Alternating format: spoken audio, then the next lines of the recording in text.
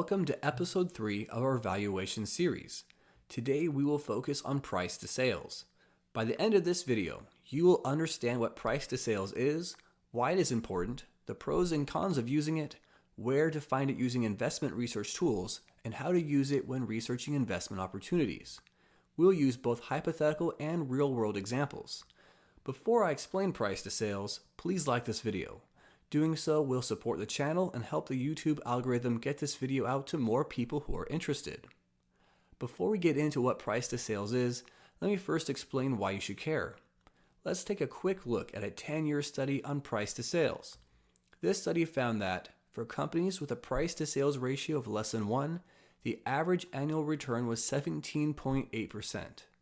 For those companies with a price to sales ratio of 1 to 2, the annual return was closer to 11%. For those with a ratio over 4, the returns were actually negative.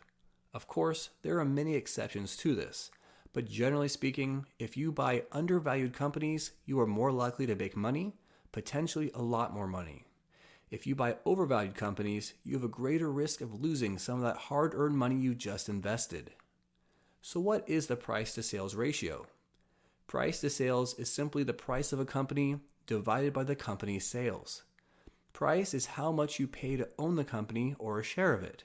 But what are sales? Every company is in business to sell something, either a product or service. Sales is the income the company receives from selling those products or services. As a quick example, in our prior episodes, we learned about Ben's coffee shop. Ben offered you 10% of his company for $500,000. The price of his company is $5 million because 500,000 multiplied by 10 is 5 million. Ben's coffee shop sold $1 million worth of drinks and food last year. You might remember from prior videos that we said Ben's coffee shop had $250,000 in earnings.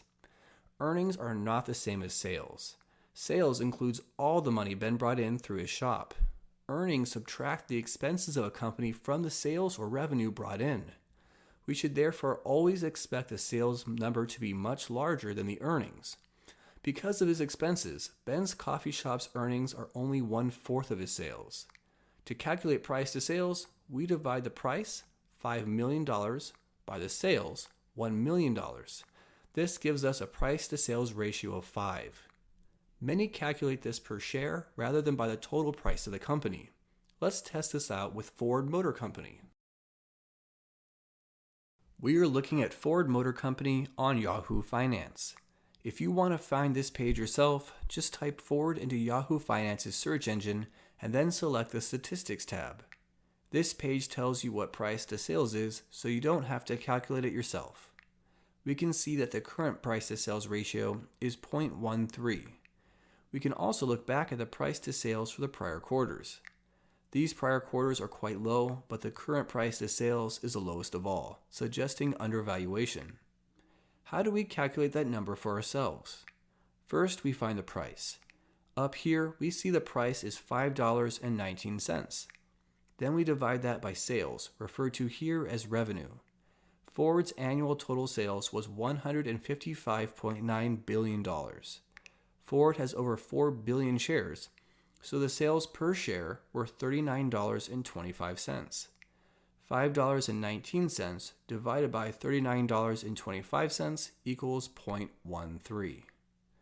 Let's take a look at Ford sales and price to sales over time using macrotrends.net. We can see here that the price to sales ratio is the lowest it has been since September of 2009, where it was also 0.13. Prior to that, in 2008, it was as low as 0.03. I always like to compare companies to their competitors. When we compare Ford with General Motors, Honda, and Toyota, we see it is currently the lowest, which is the most favorable in terms of price to sales. It is important to note that this does not make Ford the best of these companies, it only shows that it has the best price to sales ratio. We can also look at the industry average using tools on websites like fidelity.com. Here we see that price to sales for the last 12 months is 0.13, and we can compare this to the automobile average of 1.34. This puts Ford at the 12th percentile for the industry. Which do you find more helpful when evaluating a company? Price to earnings or price to sales? Leave a comment below and let me know which you prefer and when or why. One pro for using price to sales over price to earnings is that sales numbers are harder to manipulate than earnings are with various accounting practices. It can also be better to use sales for cyclical companies like the automobile industry. Earnings will rise and fall, and there may be periods where a company has no earnings at all. During these periods, examining the price to sales may be more useful to evaluate the value of the company. Sometimes companies have a temporary increase in expenses which will later allow the company to become even more profitable. This increase in expenses may cause earnings to decline while sales continue to increase. We therefore want to make sure we don't misinterpret a decline in earnings as meaning that the company's share of the market or ability to make sales has also declined. Another reason to consider sales is that some companies' earnings may be going up because even though the company is declining overall, they have been able to temporarily cut expenses faster than their fall in sales. Thus, if we only look at earnings, it might look like the company is improving, although it is actually declining. A risk for looking only at sales is you may be investing in a company that is not profitable. The company may be increasing sales quarter over quarter, but blowing through all that money and then taking on debt to continue to operate. If we don't look at the earnings to realize they are actually negative, the company may look like it is doing much better than it truly is. This means that we never want to look at any metric in isolation. We also want to consider things like price to earnings, price to free cash flow, or price to book. For more information on those methods of valuation, check out the links in the video description below. If you found this video helpful or believe it'll help others, please like and subscribe. This will help the YouTube algorithm get this video out to more people who are interested.